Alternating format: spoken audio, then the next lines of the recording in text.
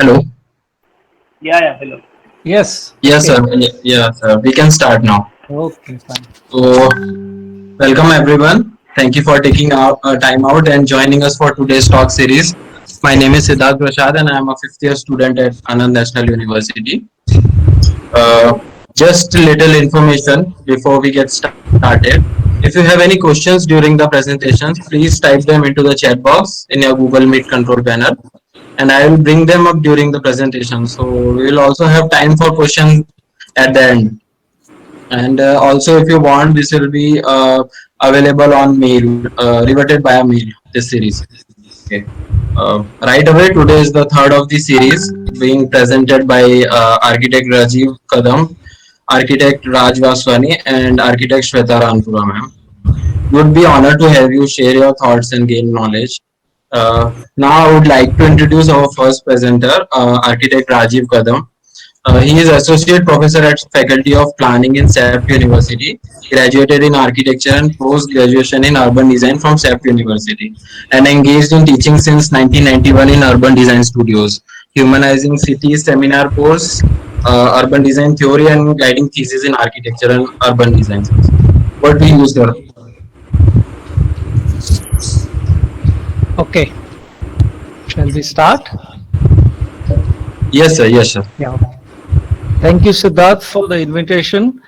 And I'd like to thank both my colleague speakers, Shweta and Raj, also. And welcome all, and thank you for coming. I'll do my best to present my views for the session, since the session is basically on conceptualizing the culture of public space. Let me first begin sharing my presentation.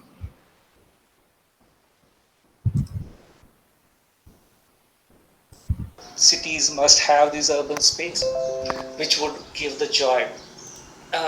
Cities, today we are talking about a smart city idea concept, and this journey comes from the early times when first idea about the garden city to sustainable city, and now to it, today we are looking at smart city ideas and concepts. But I think cities is made by urban spaces, the great urban spaces of city. City gets its identity from urban space because that's where the life, culture, and everything is happening.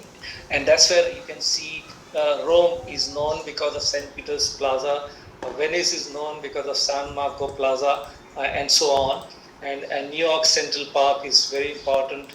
In our own context, Jaipur, Badi Chowpatty, Chandni Chowk, Old Delhi, Charminar at Hyderabad, Ghats of Banaras. So you can see every city is known and identified for its cultural aspects, social aspects, and its name and identity through urban spaces. But at the same time, I would look at, and I look at this definition as my basis to understand and develop this particular view, which I'm talking about. 1925, Robert Park and others wrote the definition of the city as they were beginning to define what is urban, what is city. They said the city is rather a state of mind, a body of customs and traditions, and of the organized attitudes and sentiments that inhere in these customs and are transmitted with this tradition. The city is not, in other words, merely a physical mechanism and an artificial construction. It is involved in the vital process of the people who compose it. It is the product of nature and particularly human nature. And this is very important as a base in my view to say and talk about humanizing aspects. So you see in 1925, the early definition itself captures the human aspect of the city making and urban space. And in the times followed till today, I have these two contrasting images which comes in front of your eyes. One is the narrative and concept of a medieval city, which talks about the urban space, which is well crafted, sensitively responding to the culture and social and functional aspects of a city life.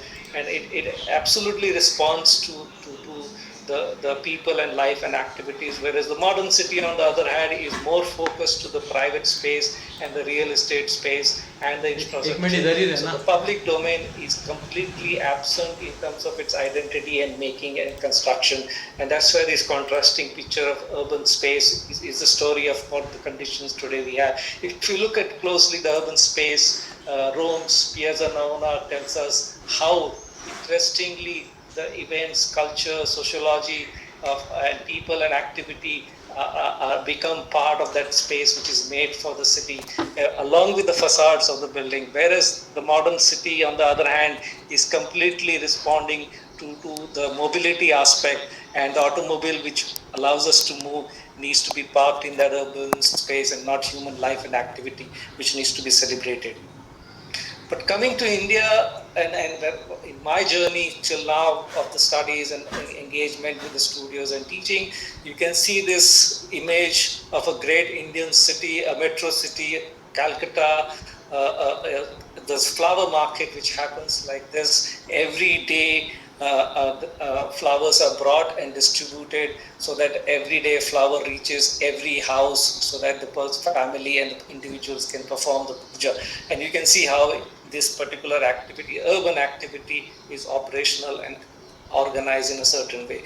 So I look at several images to say this to me is representing what people are searching for to be put on their walls in their private spaces. It ranges from gods, film actors, icons, and sermons and thoughts and ideas of philosophers and many other social aspects.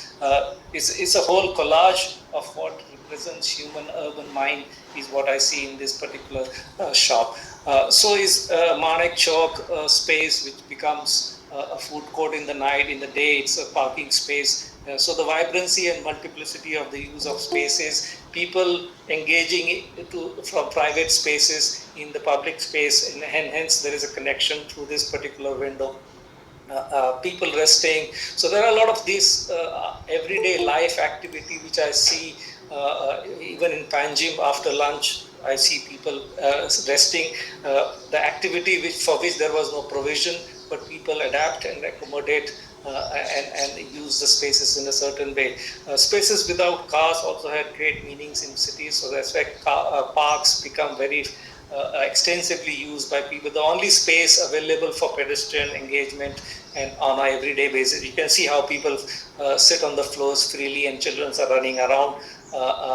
And another aspect which also I see in terms of Indian context is this great idea of sacred space, which is available in the form of cards and rituals and ceremonies which are being practiced across time, across cities in our part of the context. Banaras is also another example of these activities. And also informally in public space, you can see that how this particular transforms and occupies into another forms and hence the religiosity and the cultural practices of these particular aspects of urban life, which comes from our older traditions from our rural backgrounds, also become part of the urban space within the cities. So there is this complete structure of phenomenon of use of public space by everyday life, of many kinds of activities which we see, and there's a whole range and a canvas of everyday life which I see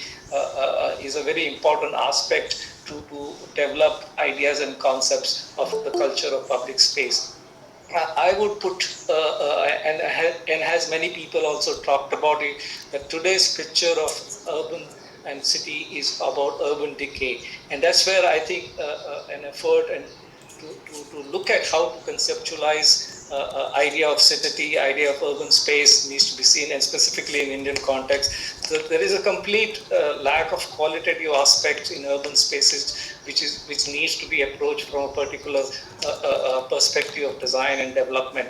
We have mastered quantitative aspects, but I think qualitative aspect is completely not approached. And within quality is the human aspects experience in the city, and within human life is the everyday life and events which constitute human experience and aspects. And I think Indian context, everyday plays a very significant role in our narrative and approach to design. So that's why the challenges I would put today for us as we look at urban space questions is the question of form within the city, where there is a shift from idea of image of the city to idea of infrastructure of the city.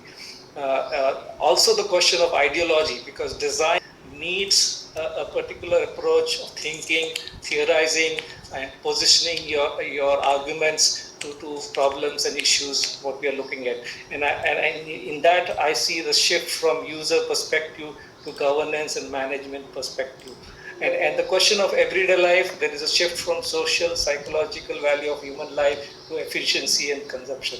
So I think these are some critical challenges which we have, and even to strengthen and emphasize the aspect of everyday life, if you look at what Jane Jacobs said, the essence of urban life lies in exuberant diversity, in making available to anyone at any time a vast range of choices of things to do. And also Henry Lefebvre also says the world is a man's mirror because man makes it. It is the task of his particular practical everyday life to do so. And it is in the everyday life, through everyday life, that humanization is accomplished. So hence, I think human aspect is a completely important question today as we conceptualize urban space. And within, and I see two elements of experience in a city, which is everyday make our story and narrative, and that needs to be developed in the contemporary city. I would put man on top as an approach while we conceptualize this particular design of public space and the culture in the city.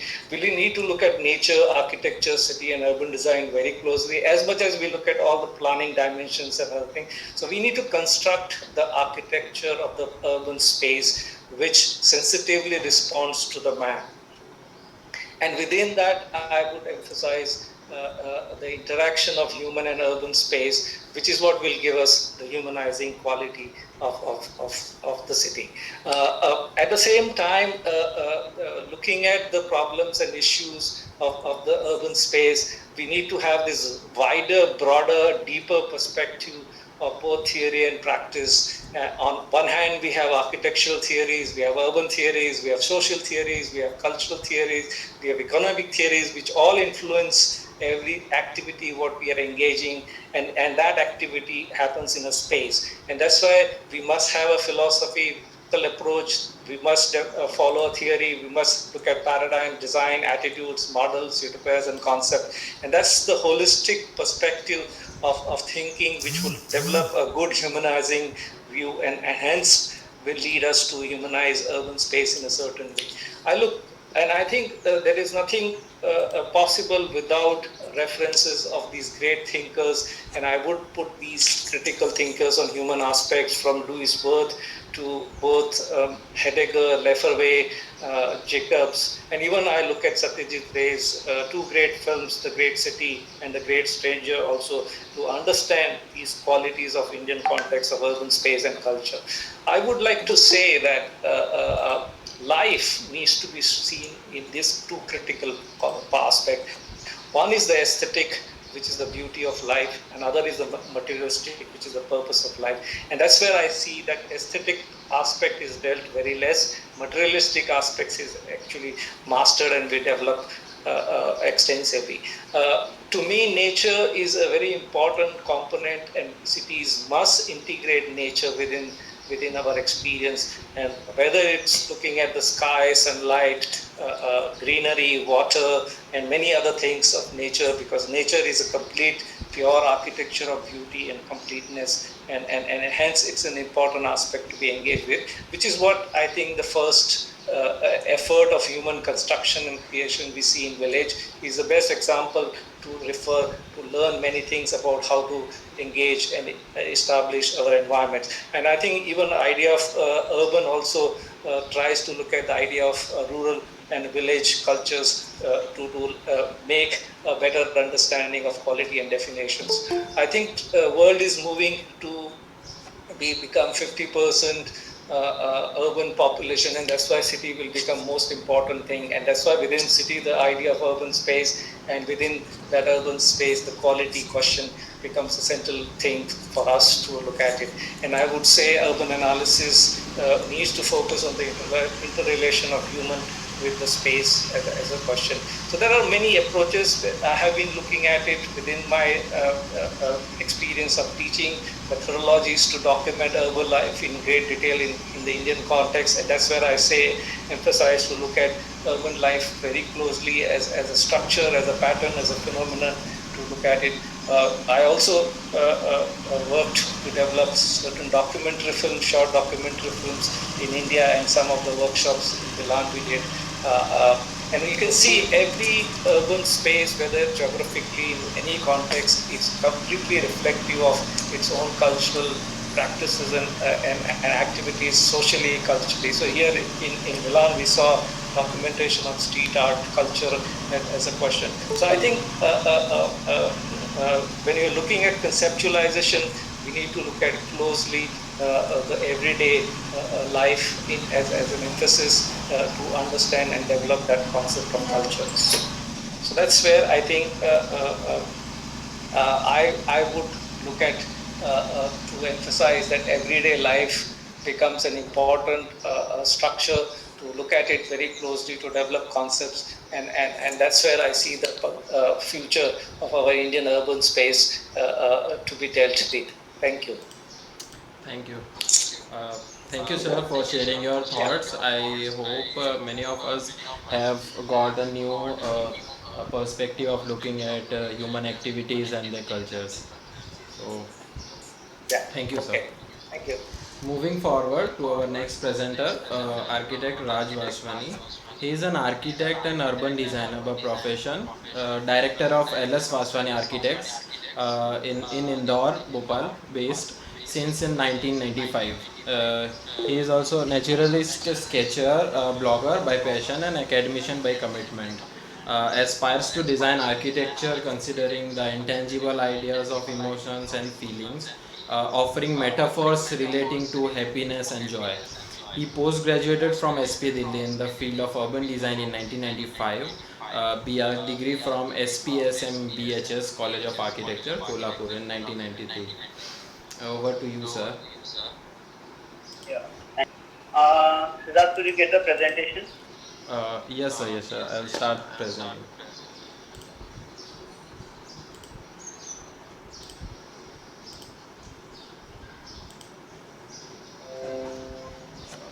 Yeah. Is my screen visible, sir? Yeah, it's visible to me. Yes, sir. Yeah, good afternoon, everybody. I think it was nice hearing Rajiv on the aspect of how cities can really be acted from human perspective. And yes, it's true that the whole idea of developing space within cities and how cities can grow out of these spaces is something very interesting which we can evaluate. And the most important aspect which I like to focus here during my brief presentation would be that since the cities have really outgrown their own capacities and they've outgrown their formations even. Initially, the historical cities, as Rajiv said, they had a connect between the cultural, social, geographical aspects, and they had a reason to which the activities and the placement of blocks had a certain reason to be there, including the scale.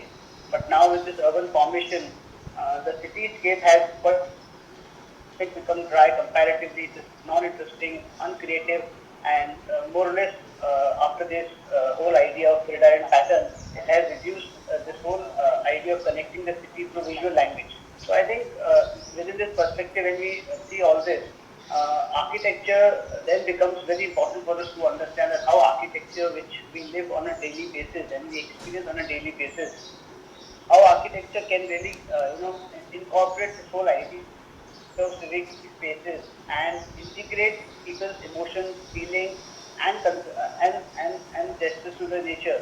So I think so. I like to highlight on that particular aspect. But before doing that, I like to briefly update some kind of case study which I've been regularly studying, and based on these case studies, I have worked out certain ideology which I normally try and incorporate into my own architecture. So that next please. Yes. Yeah, we can come to the fourth slide. We can move ahead. This one, sir? Yeah, so there are some historical, yeah. So this is one of the first examples. This is the urban scenario of the historic core of Indore city, which outgrew itself from a very small hamlet village and with very neighborhood clustered spaces, which you see as Juni Indore, and growing into more of into a larger city where the Holkars invaded into Indore and made into the Parisian city, and they got initially if you see the single ground plan, the Jubilee Indore layout is quite organic. It's curvature roads because there was a river which they were responding to, and there was this whole alignment of tensors along the river, which kind of developed individual precinct and spaces for individual communities to interact. But when this whole idea of from village to the town grew, and when the Holkars invaded, they changed the scale of the space, and thus the moment you start changing the scale of the space, the building sizes grow, the grain size grows, and the activity pattern also changes. The community structure starts changing. But what was interesting to understand from this case example is that there was a strong urban linkage happening between the old fabric to the newer fabric being developed. And once this whole city outgrew from the riverside towards the Gandhi Hall, which is a British part of the Indore, so there was this whole physical connectivity happening, and there was this sense of transformation which was quite visible and evident, and people were accordingly responding to these kinds of changes very comfortably, and they were quite adapting to the whole situation, which is very interesting to understand from this example. So the reason to show this example is how cities, even when they change their scale, when they change their activity pattern, when the ruling authorities start changing, but yet there is always a connect which is happening and cities are getting linked. But in today's scenario, what we see that the cities have really outgrown and kind of there is no linkages happening, and neither there are certain visual images being carried out. So is a kind of disintegration happening between the older fabric and the newer fabric. Next. Yeah, so that next. Yeah, so this is Oh, one close up. No, please, Sonia. First, thanks.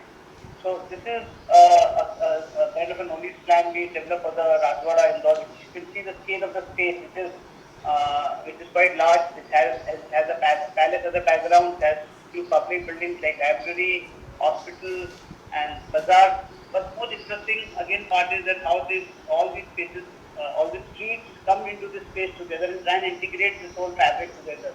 So if you kindly feel that this whole fabric is kind of getting networked together, knitted together with a certain idea of creating these larger spaces to smaller spaces, in which the city people kind of interact, do activities, enjoy the festivities.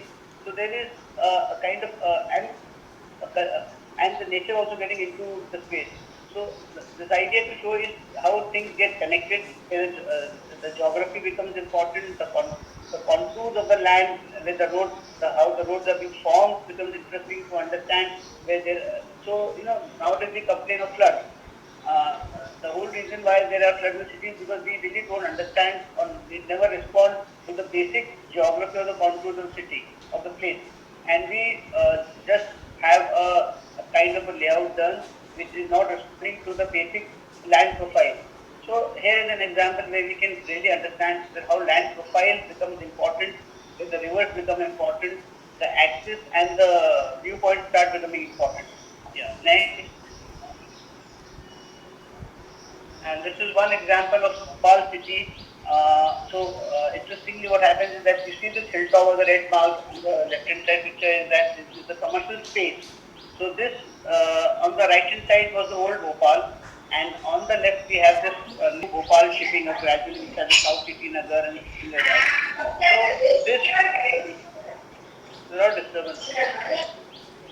Yeah. So this red thing, which is at almost the hilltop, like a medieval city, normally medieval cities we see this fortress on the hilltop. Similarly, Bhopal has this interesting land profile, and this so-called new marketplace was located on this hilltop, which kind of became a catalyst to connect the old city and connect and then connect the new city.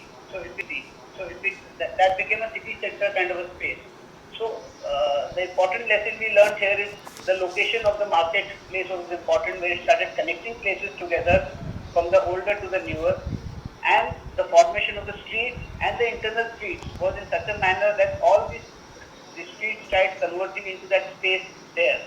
So the strength, so ultimately, point here is that the geometry of the whole morphology of this development is in tandem with the kind of idea we need to create a space there. So the place making aspect becomes more important here. And then from there, the city kind of moves around with this new vocabulary of architecture, the modern buildings out there. Yeah. Next. And this is one of the close-up pictures of the new marketplace, where you see these small, on the left-hand side you see these spaces and the networks which are connecting, and they all move towards the major space, that's all. So the whole network becomes important, connectivity starts becoming important. There is an element of visual connect here happening. Wherever you are moving around, you see that main focus point there. So the kind of urban formation then starts, responding to this complete idea behind the thing, and the activities, the people start moving in that direction. So now the space today, this new market has really outgrown, and the whole present area has become a large space. So that is the power of the kind of a nuclear which was there. Yeah. Next. This is one very interesting example of, I think everybody must have seen this thing, the Taksim Square, which again grew out of a small residential kind of community space to today become a metro urban space in this case. And even today, the people are adapting, accommodating themselves, the buildings are getting transformed, but yet this space kind of, retains its inherent value of interaction, of giving the people an option to be in the open, enjoy the festivities, getting connected with a lot of activities, where the political activities, the residential activities, the mixed use, they all start connecting, and the formation of the streets. Again, Taksim Square sits on a hilltop, and all the street formations, the building formations, the building scale, they kind of respond to this kind of location. And the buildings around the Taksim Square now have started growing into more vertical. They have hotels, they have museum activities, they have a mosque happening there, they have bazaars, they have sort of public garden spaces. So it becomes a quite an active space, and well coordinated, well geometrically oriented in sense it starts networking the whole fabric and the city itself together. So that's the kind of interest we develop in this space. Next. There are some more pictures of how the whole thing has grown into. Now it has marketplaces, it's buzzing with activities, people, and the most. I mean, the space kind of becomes it's active all the year round, all day around. A lot of these vendors, festival activities, sporting things. There is a nightlife happening to it. So idea is that these spaces, they kind of control the complete city formation, the city fabric. In fact, the building morphology is controlled by them. So somehow people start responding in that, and the whole responding, and these spaces get, and now today it has become a major transportation node also. So so new activities, contemporary activities start adding on. But yet these spaces have the strength to retain and sustain itself for a longer perspective. Yeah, thanks. Unlike now Chandigarh, you see the capital complex had a different concept. It had an idea of freedom, it had an idea of independence, it had an idea of strength, commitment. So the reason I am showing this example is that somehow I feel that the main space kind of gets disconnected with the whole city itself. The city, the capital complex sits on a platform where you are largely the visual connect through this landscape screen which goes through the neighborhoods and all. But the it is not a majorly a people-centric space. It's a symbolic gesture, an iconic space, which kind of resembles, it's synonymous with the time slot, the independence time, where people wanted to show their strength. So the whole purpose and idea behind the space is different. But today, these such spaces are not getting connected in terms of adaptability, in terms of transformation. It is they are static in their own thing. They don't really go with the city concepts, or maybe they're not going with the whole idea of transformation and the whole idea of adapting to new form, to new structuring and to new structures of city, which I think from today's point of view, it's very important for us to connect in this manner. Next. This is a very small space in the city of Pachmadi. It's a hill station, and this space is in the bazaar, the main bazaar of Pachmadi. It's a very small. Hardly this space size would be 10,000 to 11,000 square feet. But what is interesting is that somehow the space is able to connect the fabric of the city, and though it's small, but it's very buzzing. On the left hand side, it has a bus stop. On the right hand side, it has a city. On the front of it again has a commercial facade to it.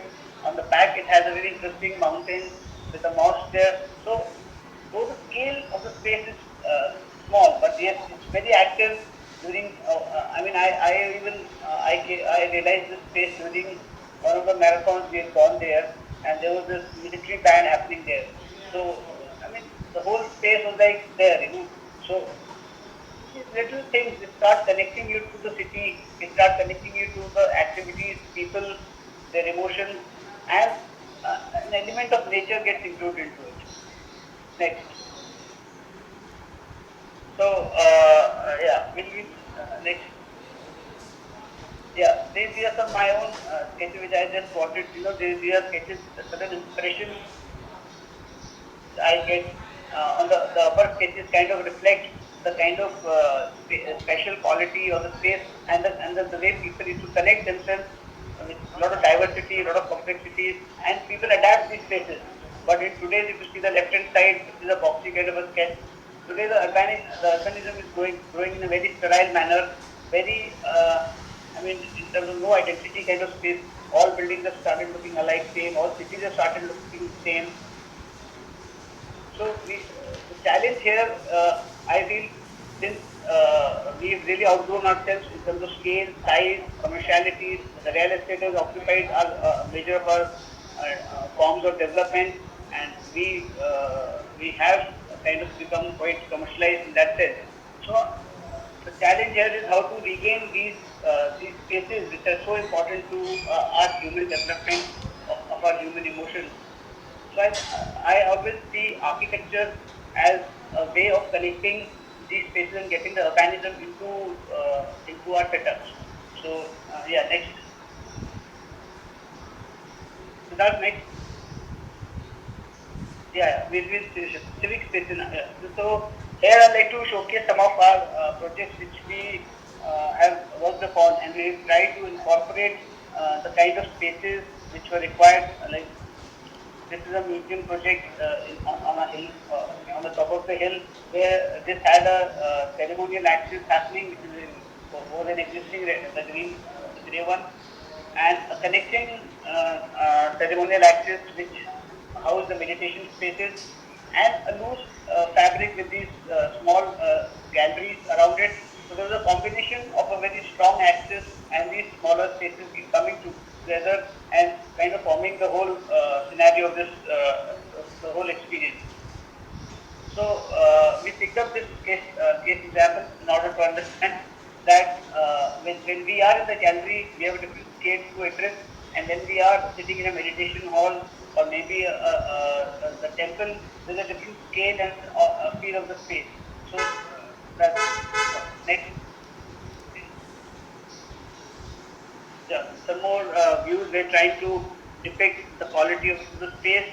We try to achieve in this, where the tower stand like a meditation thing. So even the architecture kind of starts contrasting to it.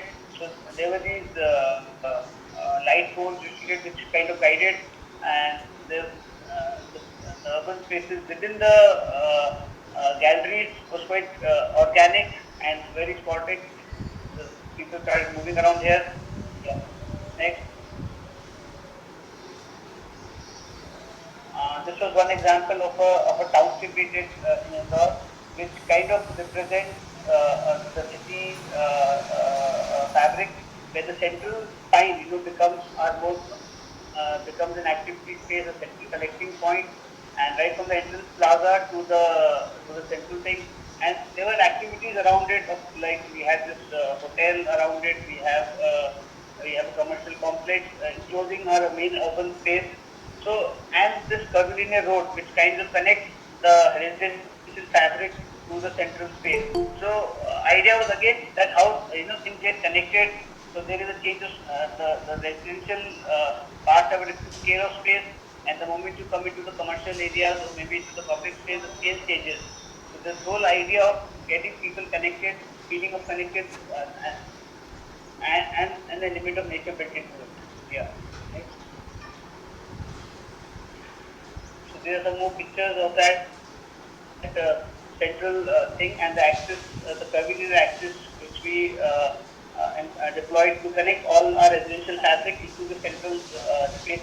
We imagine this as a city center with activity for people around that. Next. So the idea is next, yeah. And this was a small school project we did. So this is an existing building, and this space was to be transformed into a space for the smaller children to interact with and enjoy the space. So the space looked like this initially, and gradually we started changing the space. We had this element of benches done in a more formal manner and in a more convenient fashion with little steps so that the students can sit, enjoy it. And the idea was not to have a larger kind of a large circle, but small circles coming together so that students can sit within in a small groupings and clusters. So the interaction happens at different levels. Yeah. And next. And gradually this space developed into this fashion, adding element of color and certain level of textures and certain and there was this element of security also, where we protected these MS bars as pergolas over this space halfway, and so that the student feels secured, safe, and the space of his scale, large, and the reason why we went for this a transparent kind of MS thing was to connect the nature and the ground. So one is security, one is scaling it down, one is that one student could use the space the way he wanted in a very formal manner, and then adding color and textures to it. Yeah. Next.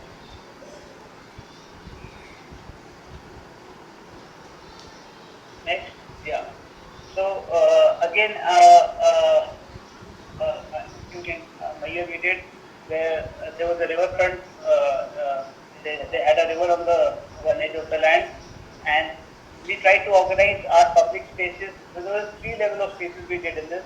The spaces fronting the river had the larger public spaces of gathering, playground, play spaces, and then there were these academic buildings which had the smaller courtyard. The whole institute was worked upon into three major spaces. One was the primary part, the secondary part, and one was the administration area, library, the public domain, and the private domain. And three layered spaces. One was which was affecting the river was the major play spaces, the gathering spaces, and then the courtyard spaces. And third was the major playground with the indoor complex. So there was three layering of spaces we did, and each space had its own scale and each had its own formation. But the whole idea was to focus on the river and allow the buildings and we designed the buildings in a fashion where the drainage things and there was always a constant view of the river, and there was no chances of flooding happening. So idea to showcase this project is how land profiles can impact the built structure, and there was another concern which we always have in mind is that the moment like what we learned from the historical cases was, rather than having these big footprints, we always we should go for a smaller footprint so that there are these little spaces getting formed, and these spaces are the real interactive spaces, and where the students or maybe the people can enjoy the climate, they can interact with the nature around them and get their emotions out. Yeah. So the scale is becomes very important. Next. Now, there was this, there's a lot of high-rise residential buildings we normally see, which are going blank, like top, like a block. So there was one project we did where we tried to incorporate the spaces vertically also. See, the challenge is that we have courtyards, but these courtyards do not carry themselves vertically. And what happens to the people is on floors at maybe 10th floor or 12th floor, that they are devoid of any interactive space. So we took up this challenge and we said, "Okay, let's have spaces which travel vertically. Let's have walkways, pathways at various levels so that people at higher levels also can enjoy and be a part of the whole idea of civic space, rather than civic spaces just being at the lower level." So this is a residential project where we had these ideas of random terraces, podiums, walkways at higher level, and connecting people through them. So connecting activities, people based on this thing. So that's all. Yeah. Next. This is another one project we did in Indore, where again this idea of vertical courtyards, where we started creating these spaces at higher levels, bridging flats together, having courtyards. Again, volumes, volumes kept changing vertically also. So there was this idea of fun, there was this idea of interaction, there was this idea of views happening around. So idea is to get life into these buildings, because I think the biggest challenge today to architecture is how do we get these civic spaces, interactive spaces, to the higher floors, and people start enjoying the nature, interaction, and even the top lots at higher level can be there at that level. They will not come down to the lower level. Yeah. Okay. Now, this was one project we designed. This was a training institute for Bank of Baroda. So this, again, the whole idea was they had these three components. One was the training institute, one was the hostel part, and one was the academic part. So the whole idea was to integrate these three components together with the various circulation patterns happening. The principal idea behind this campus was that we said, let the person walk the campus, let him walk through the series of courtyards, series of bridges, and let him enjoy the views, like we enjoy the views in the city. Like we move on the street, we have the spaces in between. So this was a vertical development of spaces, gardens. Just, yeah, next.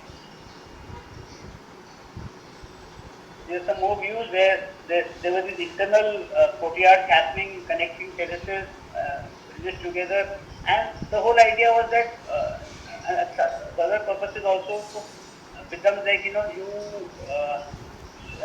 save on the energy part also. There's the mechanical energy there, so people can just walk on the campus. They can connect themselves or enjoy the lunch outside. And if you want to put this one floor above, you can move into these pictures rather than moving through the lifts. So the whole idea of allowing people to move, enjoy the space, enjoy the season, enjoy the various, the trees also which we want to plant here. That's all. Next. This is the final thing. This was a hospital building we're doing in Amaravati. Again, the whole idea was to, rather than just having a boxy kind of a look and a glassy facade for a hospital, we tried to involve again spaces there, because normally hospitals, are buildings with a lot of stress. So we try to incorporate these spaces again vertically, again here also, so that people can enjoy with the spaces like cafeterias, waiting lounges. So they had this idea, and obviously areas which require to be secluded in terms of sterile hygiene point of but all the examples here, which just trying to reflect is that how these civic spaces, interactive spaces, spaces that people really want to be there, how architecture can really supported them when the city today has become kind of dry in terms of the city, the public spaces. So that's the point I want to put to this presentation. Thank you.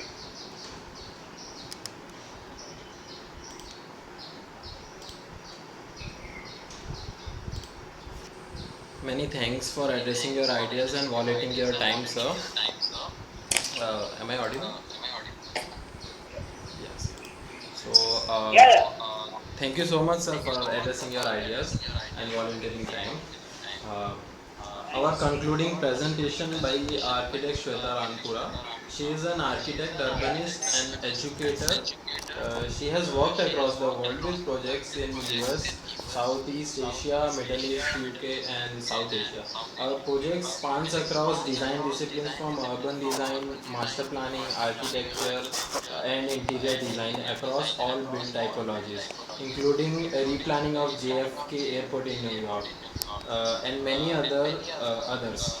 Her work addresses questions of emerging typologies and adaptive urbanisms. Over to you, ma'am. Hello? Hello. Yes, ma'am. We can hear you. Yeah, I'm just going to share my screen. Yes, ma'am.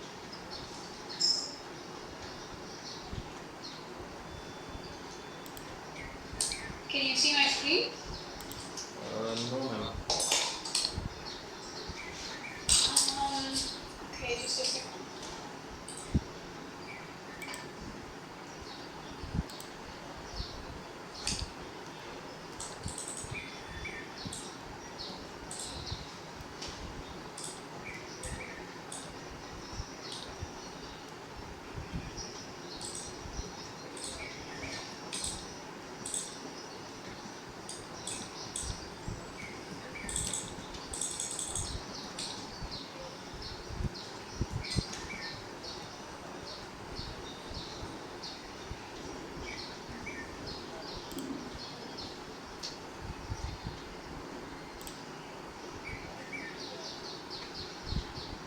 Can you see my screen now?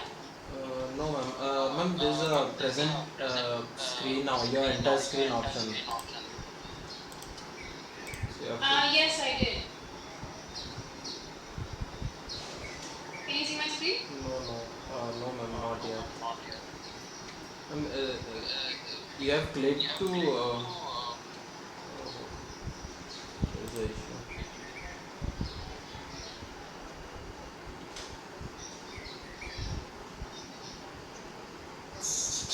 I think you go to present now and then click full screen. Ma'am has left. I think some network issues. She must be reconnecting. Yeah, yeah.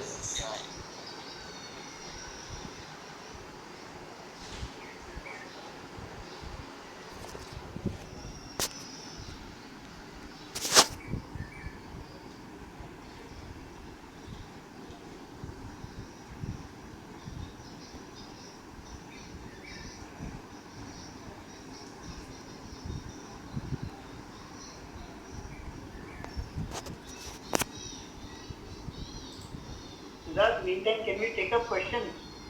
Sure, sir. Sure. Then let's take up the questions meantime till Shweta gets connected. Okay, sir. There's a dropped in question from MP. Shweta ma'am has connected. I think Shweta has come. Shweta has come. Yes, I guess. Yeah, she's there. Yeah. Yeah, she's Yeah, there. we can see your screen, ma'am. Yeah. Welcome, Shweta, back. Thank you. Um, sorry about the problem. I am actually not going to show my projects. I've structured my presentation around two ideas of temporality, time, and identity in placemaking. And it is inherently questioning the designing of spaces and the key considerations that go into designing spaces. So, while designing public spaces, creation of character and place identity are typically two design strategies that start to inform the concept or the big idea, if you will. Embedded in these strategies are notions of authenticity, particularities of place, context around the space, including the buildings, street elements, roads, pavements, trees, lighting, and importantly, people. In it, the public space and the context is an assemblage of varied elements that come together to create what we come to understand as the identity and character of a place. Simple as it may sound, establishing the character of the existing context and designing the space to create a character in and of itself has a very problematic undertone. It is here that I like to introduce the idea of time and temporality as a key issue in the design process that problematizes the making of public spaces.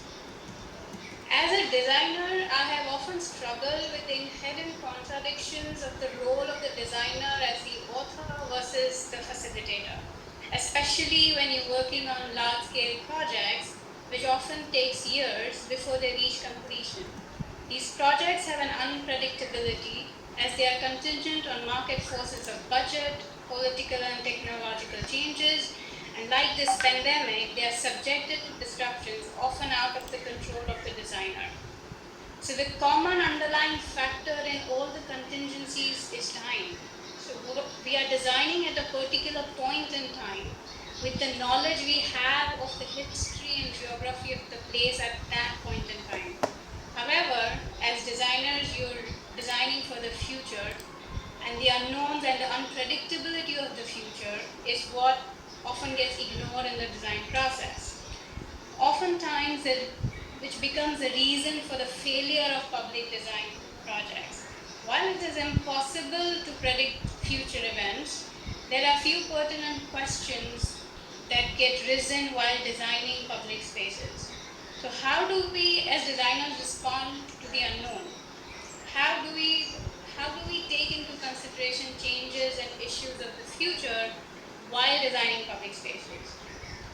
So in 19 odd years of my practice, I have not found a very simple answer to this question. But what I have continuously questioned in my role as a designer is, how do I define what my role is? Am I an author or a facilitator? And I ask this question specifically in relation to urban design and that of public spaces.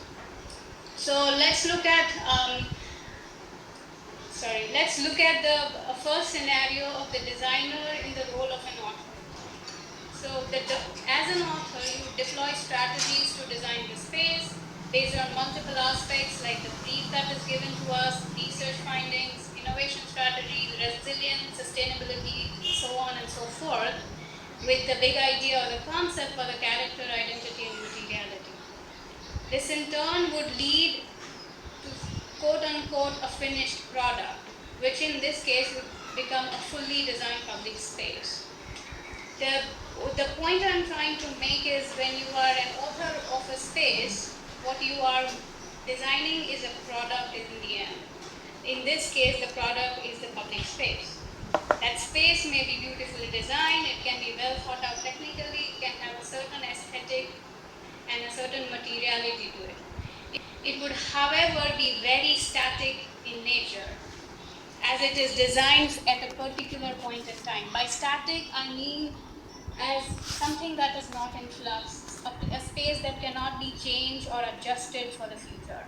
In short, it would not render itself to respond to either the preferences of the people or the users of the space, neither would it lend itself to disruptions like the pandemic in this current situation. Considering the second scenario, where the urban designer is a facilitator in the role of a designer.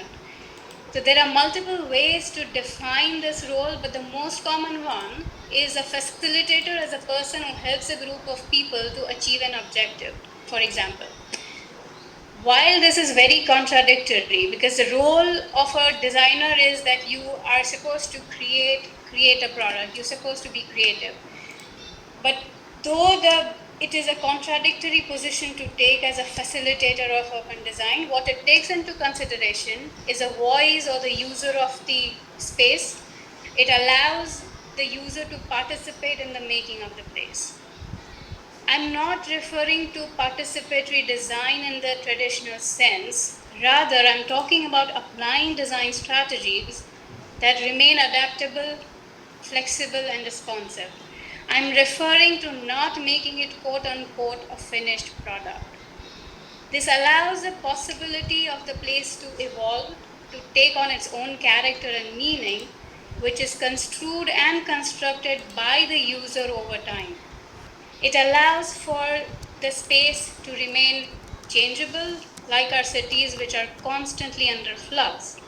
It allows for social and political changes to manifest itself in the public space. It allows a capacity to adapt to future unknowns and render itself flexible to change under disruptions. It allows the space to evolve both at the present and in the future. What this allows you to do is create an identity which is fluid, which is changeable, and which is not imagined or manufactured by a singular author or a singular design idea. Though this position of a facilitator has inherent contradictions not only in the practice but the role of the designer and the design process, because not always will the client or the circumstances allow you to become a facilitator. As a designer, we are always taught that you are supposed to produce design, you're supposed to create new, creative, innovative solutions for the design, but perhaps that is not the right strategy. And I have very deliberately only used a very few visual examples because the idea of my presentation is not to show visual tactics or design ideas for the point I'm trying to make. But I have a few examples which try to show how spaces become responsive, spaces become hackable, and spaces eventually allow for change to happen through the user, the participation, and over time, as culture changes, as people change, it allows the spaces to remain hackable, if you will. This is the Greenlee Square in New York, a few other parts of the world where they've started looking at street furniture as not really fixed. So tables and chairs have become a very common fixture in majority of the parks in New York. And what this is doing is it allows a space to evolve. People use it the way they like, and it allows the space itself to become flexible. The tables and chairs go away one day for an event that takes place. The biggest example is the Times Square, which over the years, 10 years back, Times Square was, you could not walk through it. It was a completely public space, vehicular space. And Jan Gale, who's been working in New York and across the world under the agenda of pedestrianizing spaces, he has done an intervention of Times Square where again it is all very loose, adaptable furniture. There are very few permanent fixtures in this space. This space is completely transformed on New Year's when the ball drops. It transforms when there's an event going on. And it transforms itself right now in the pandemic where it's completely empty when the tables and chairs are gone. So I think what I wanted to do through this presentation is to initiate a dialogue to try and understand what is your role as a designer. We are traditionally taught that as a designer, you're supposed to provide a solution. You are to create something, you are to design something. However, when you start looking at urban spaces, it becomes very problematic because what we design today 10 years down the line becomes redundant as culture changes. The cars are gone from the Times Square simply because people are moving through driverless cars. There is a whole movement to reducing private cars within cities across the world. There's a whole movement to maximizing or making streets pedestrian again. So the question, like I said earlier, it is a contradiction in itself. But I believe that this pandemic and a lot of other disruptions, whether they are man-made or natural, have always predicted or kind of unpredictable way changed the nature of public spaces. So then how do you start looking at the question of identity? And when you make spaces flexible, what you're saying is that the identity of the space is fluid, that a space does not take on a particular identity at any given point in time, simply because it can only be relevant to that point in time, to the social and the cultural conditions of a particular point in time. If economies change, cities change. If cities change, the public spaces are going to change. So one day when we actually have all driverless cars, or if there's only going to be public transport within city centers, for example, we may not have vehicular streets at all. So I think it is. I think it is a pertinent question right now when you are thinking of yourself as a designer.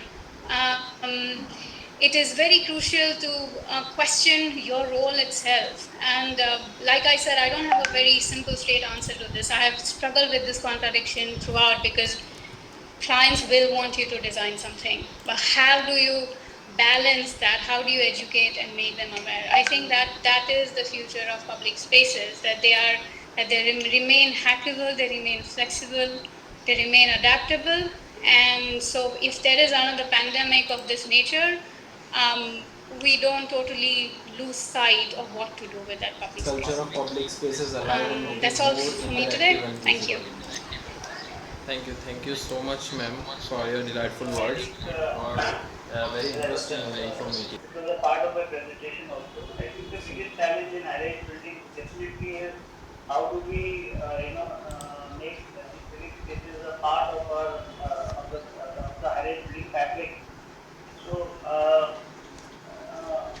how we do it system is that we, after having after understand the time, physical requirements and what all we require is that we work out the physical parameters of our design. Just what is the floor rating and how high the building would go. So once those factual working is done, and the whole objective then is to work out a module which is not doesn't have a large footprint.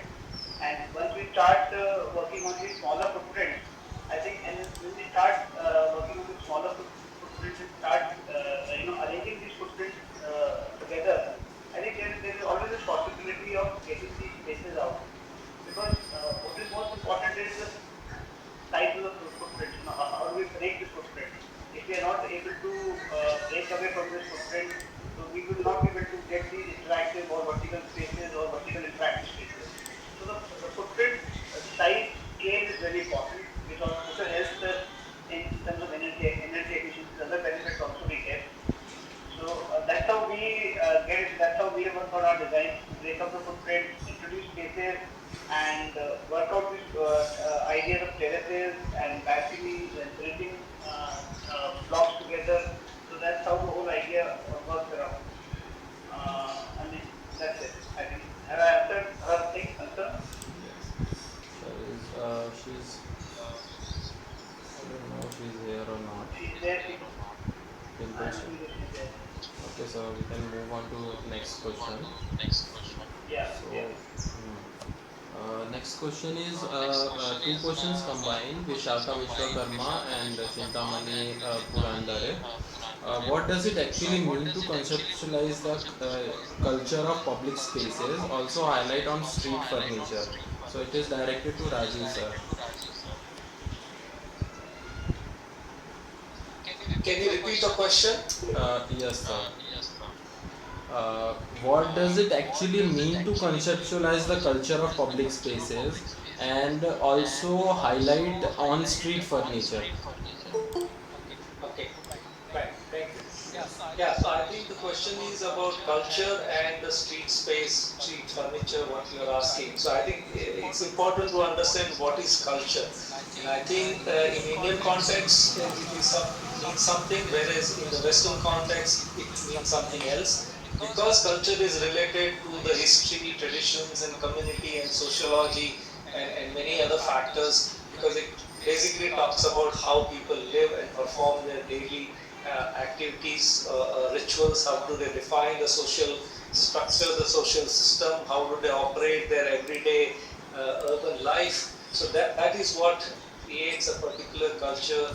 And you can see in Indian urban space, we do certain things in public spaces as we are looking at right now, certain festivals which are going to come, and there's a debate whether we should allow Ganesh Chaturthi festivals. They were trying to stop immersion of another festival idols in public spaces. So there are many things which are structuring that culture, and that's where the conceptualization comes from, understanding the whole range of a canvas of social aspects, religious practices, everyday life of neighborhood, people going to office and things like that, recreation, and a whole lot of things, markets in the public space. So that's where the culture comes in terms of looking at the various aspects of the society and community's engagement about their life.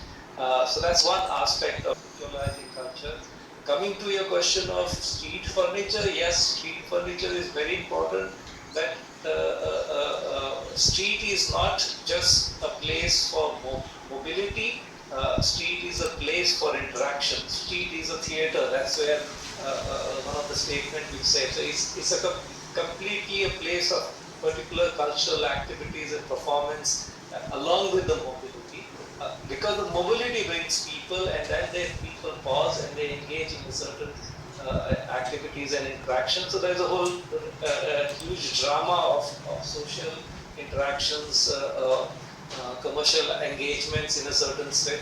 That's why the street needs to develop certain landscape of its own, where the furnitures and elements to allow people to engage. And that's what I think Shweta's image of the New York, the attempt to pedestrianize vehicular space for certain times for people to come down, which is what in India, I think one of the practice on Sundays they are trying to create streets for people when there is less people don't go to work. Can we claim it for pedestrian engagements? And that's why the Ramblas in Barcelona is a project which has been referred so much, that streets are important for human interactions, and that's where street furniture becomes an important question. It will range from benches, sitting, tables, dining, exhibitions, and a whole lot of things. So there's a whole event which could unfold, and accordingly the landscape of the furniture needs to be thought. So I hope I have answered the question. Yes, sir. There is another question dropped in the chat box, which is from Hitvi Thakkar. So she's probably asking the idea of designing with considering future situations. How can we apply this to larger scale? This question is for Shweta ma'am. Um, so I'll give you an example of two projects that I was recently working on. Both are around 100 and 150 acres of site. One is in Toronto and the other one is in Delhi. And again, I think the way we approached it was to take a step back, as you know, being the designer or the author of these large developments, given the uncertainty of the future. So what we did was to create strategies which are essential to any good master plan, which is to look at the open space strategies as to where and how that would manifest on a piece of land, to look at mobility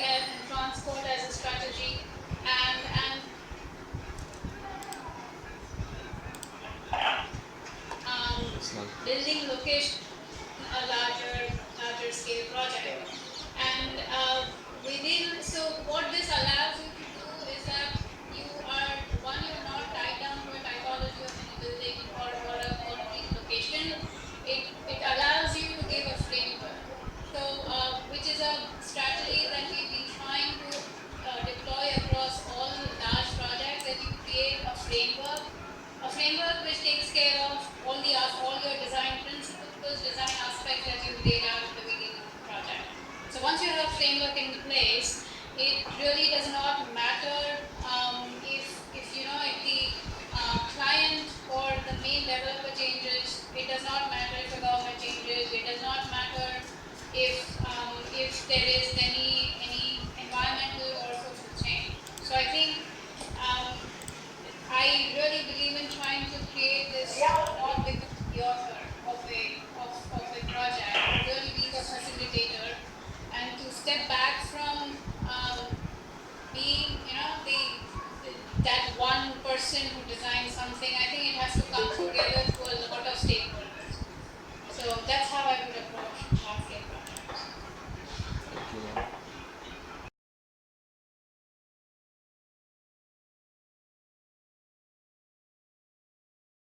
Funny, sir. How to design towards the ideas which we sketch? I mean, how to implement that totally? Sometimes they are totally different.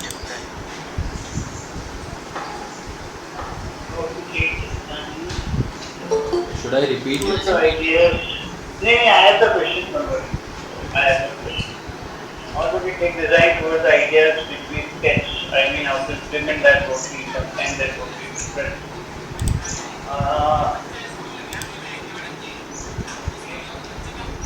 You mean to say, if you mean to say, design from basic sketching to final detailing, is what I try to ask?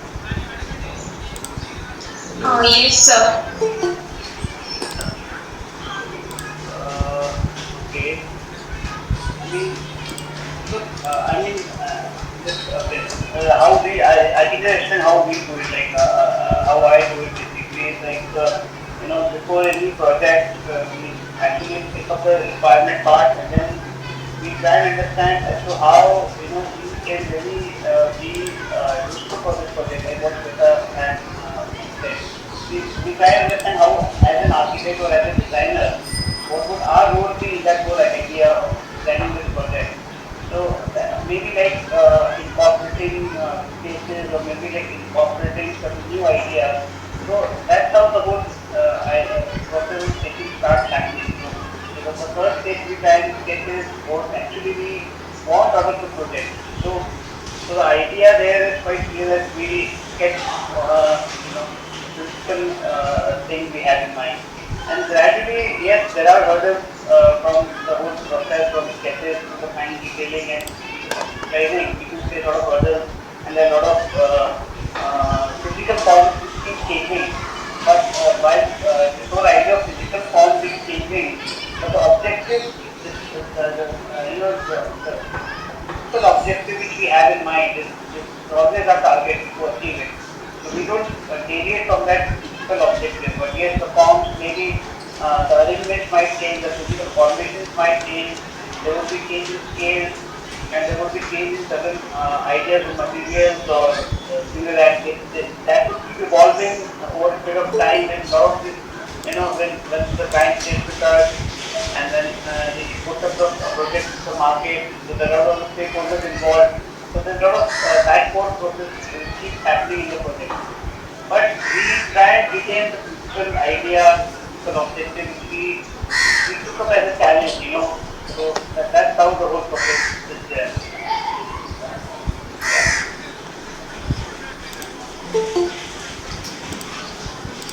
I think it was answered properly.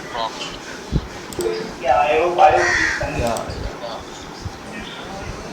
Okay, sir. So, next question is diverted to Rajiv, sir, which is by two people again combined, Manansh and Aishwarya Sadhe.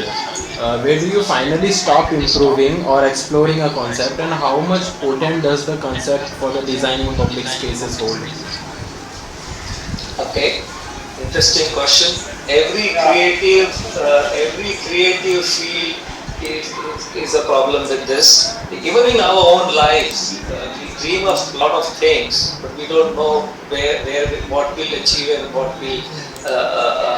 where we'll stop being satisfied. So I think within design process again, that is where conceptualization stage, it cannot be left nebulous and open to be exploring endlessly, because that is where I think in my presentation I referred to questions about theory, practice, philosophy and ideology. So that's where I think you will have to take positions about what is good, bad, what is appropriate, what is inappropriate, what is negative, what is positive, what is flexible and what is rigid. So these are kinds of positions about your ideas we need to create as frameworks from where you will try to make judgments about decision to stop what is it, I will place it here in this particular place. And at the same time, we also try to study the context and try to understand what is meaningful and appropriate for a particular place in a certain sense. At the same time, as I think it's been debated by others, my colleagues, that every public place is a transforming, evolving, volatile, flexible, changing, transforming, because life moves like that. And that's where I think as a designer, as a conceptual idea, you have to balance out these aspects of ideology and positioning, as well as the flexibility and rigidness about physical aspects within a public space. So it's a very complex structure. Somewhere down the line, as a designer, you'll have to free that idea to a certain degree of definitions, and that's where then you can start making a plan in more detail and move to a construction drawing, and it gets executed on the side. Otherwise, it's an endless thing. So if you work with the concept of flexibility and then people will adapt and change and modify, probably you'll be successful creating a good place.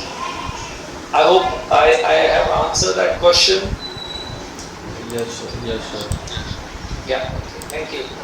So, second last question, which is by architect Rupali Borhade, which is directed to Shweta ma'am.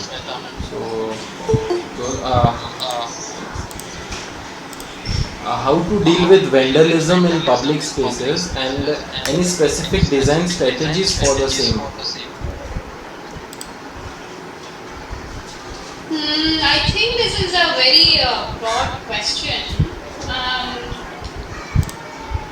In terms of suggesting strategies, I think vandalism happens in very different forms. So typically in a public space, if it is being vandalized, I think it starts with trying to understand the nature of the vandal, the nature of why someone is vandalizing the space, or how are they vandalizing the space. So sometimes the solution may be as simple as educating or bringing awareness to communities about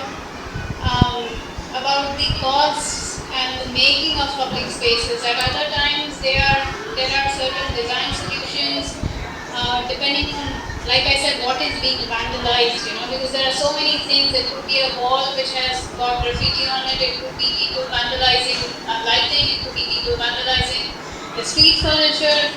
So I think the solutions or the strategies would be very specific to what is being vandalized. But I think like every other public space, the core issue is to understand why it is being vandalized and what is being vandalized.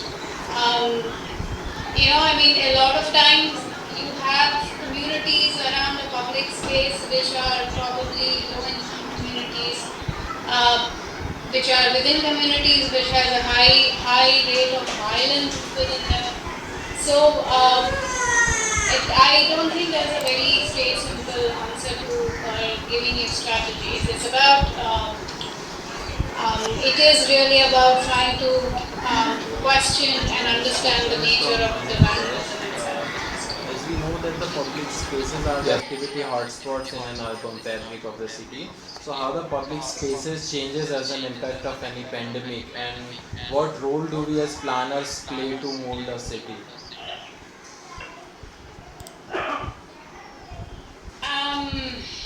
I think, to be honest, it is really very soon at this point to predict and say how should we approach public spaces in the future. Because this pandemic is probably, it's been a few months, 5-6 months at best.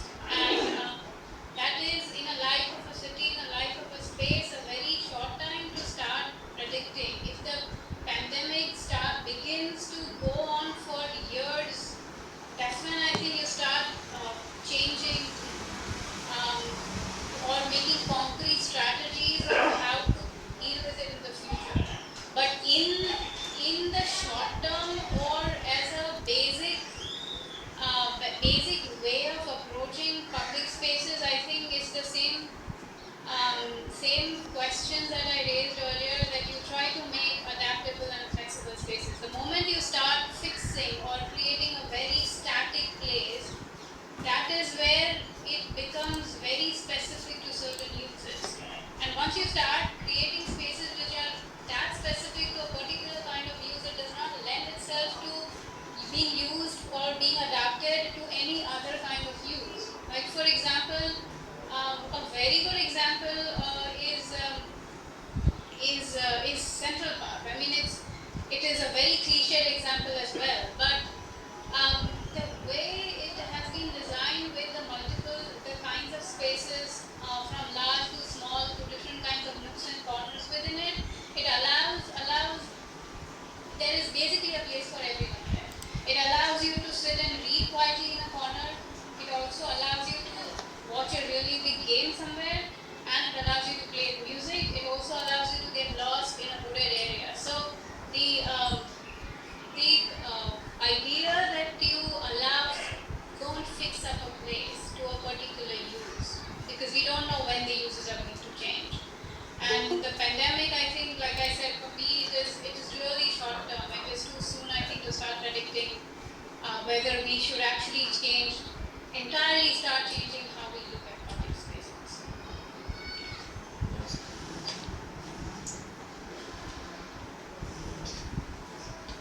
I hope I answered.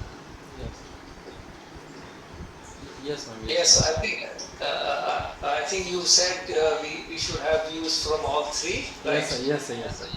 Okay, so I'll just add, it's an interesting question, because I think that since we are trying to understand what is city, what is urban, what is urban design, if all the students are looking forward for that. So let me say, through this question, I think city is being referred as a living organism. And so when we say living organism, that it's alive, and it's alive like us also as human beings. We are born at one day, we grow, childhood, adulthood, education, we transform, we get married, we become adults, we become parents, and we become grandparents, and then we die. But unlike that, city does not die. Very rare examples of cities dying completely, but largely cities continue to live. But most important thing about the living organism is constant change, formation.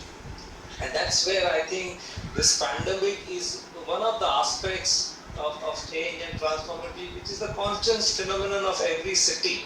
There are smaller changes, there are bigger changes. So there are these questions. That's the way I would put it, that pandemic is not something we need to be reacting so strongly in that sense, because cities have changed. And I think cities have built longest flyovers, cities have demolished buildings and built high-rise buildings. Cities has demolished places and neighborhoods and constructed something else in those places. So there are these constant journey of cities adapting to new challenges and demands as urbanization happens, development happens. earlier cities never had high-rise building. It is, I think, in 1975 or started going vertical, and today people there is a height of people top penthouse on the 28th floor. So these are kind of aspects which shows that city is a constantly changing situation and phenomenon. And I think pandemic is also is one of that kind of phenomenon and activity. Of course, we need to respond, but it's not going to be permanent. Once the vaccination comes, I think things are going to change and we will start operating in a different way. We already had several pandemics in the past. I think there were five. The first one which lasted 2 years, and then other ones which lasted 1 year. But once the vaccination came, I think we have forgotten that those viruses and those problems exist. So I think that's where I would put it, that it is a constant natural phenomenon of change and constant growth and transformation within cities. We need to respond and work with it in certain. Thank you. I think I like to answer the last line. Planners, how planners can mold a city. I think yes, we definitely have a very strong role to play here. Very rightly said by Rajiv and Shweta. I like to put on a different point is that as planners, what if you design a project or a maybe a city kind of a project, what we need to first understand and realize are the contours, the geographical aspect of the site. Like how things how the site is, where are the slopes, how the water is going to drain out. So, based on this analysis and study part, we can come up with the conclusion where there will be areas where we can build, there will be areas where we cannot build. So there is this whole idea of valleys and bridges and catchment areas. Definitely, nature has no flat land. It has slopes built into it where water normally goes around during the rain. So we need to really analyze this aspect, and definitely the geological aspect also we need to based on these basic understandings and learning, we can really work out a strategy with understanding the way we can build low rise buildings, where we can build high rise buildings, where we can build our other community spaces. So idea is that once we get to know these things, the areas where we really cannot build could be our community spaces, could be interactive spaces, and geographically, at least we know that this is going to remain as it is in any condition, be it a flooding condition or maybe a dry condition, these spaces will remain. And then we can add on features of landscaping, furnitures into these spaces based on our study. Having said this, the zoning part, which is on a broader context, becomes very important also here in terms of how the street structures will become, whether there would be, whether the kind of land we have, we do a grid iron pattern or maybe a kind of road layout, it becomes more interesting and more, create more hectares and we create more revenue rather than just being there, like you have this nowadays cities like Chandigarh or Raipur, Naya Raipur also, but streets continuously going irrespective of the slope. So we design streets based on this whole idea of slopes, contours, so that we get some interesting hectares, revenue, junction points, small spaces, bigger spaces. So new hierarchy of spaces starts gradually, evolving out of this whole land topography. So once, so this is, and some of the physical formation. So based on this, we know that this is the area where we can do low rise, high rise. So we get a city line skyline also. The idea of locating of public spaces, idea of locating of activities, making of movement, structuring systems, and then placing these things together. So this is how trees, like we've seen in our previous example also, how they use contours, how they scale the buildings, scale their spaces. So here as planners, this is the most important aspect we need to study as physical formation, because I strongly believe that today what we have lost is life into our cities. There is even today like Indore. If I look beyond the British Indore, I don't see any major public space happening in the city. It's all a huge network of roads and real estate buildings disconnected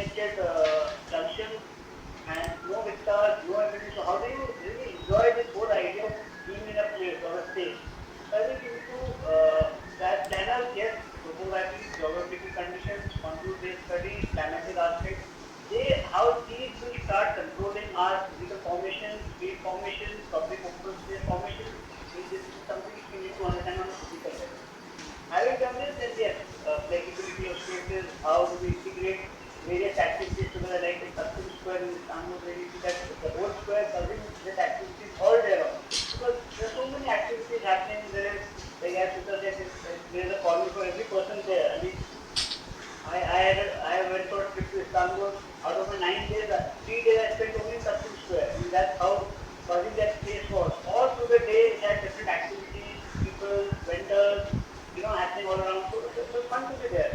I think what we lost is these public grand spaces, these public interactive spaces where people can emote their emotions, they can come together as communities, as societies, which is actually built upon it. The whole civilization kind of built upon it. So I think as standards we need to really stress on these as well. How from the idea of physical formation to this whole concept of emotional connect. So that's Sure. Yes, sir. I think your all of your thoughts will be many more inspiring for everyone, as especially at this time when we are trapped in our homes, so we can't get much exposure to go out and actually visualize all these things. So with this, I would like to extend my thanks to everyone present here and especially our speakers. So we are very grateful that you have taken time and prepared and spend an evening with us. Thank you everyone. Hope you will be able to join us again. Await another drop of a message for the same. This is your host, Siddharth Prasad. Thank you so much everyone. thank you. Thank you all. Thank you Thank very you, much, Rajiv. Thank you everybody. all. Take care and enjoy the city. Yes. Bye Thank bye, you. sir. Thank you, Rajiv. Nice meeting you. Nice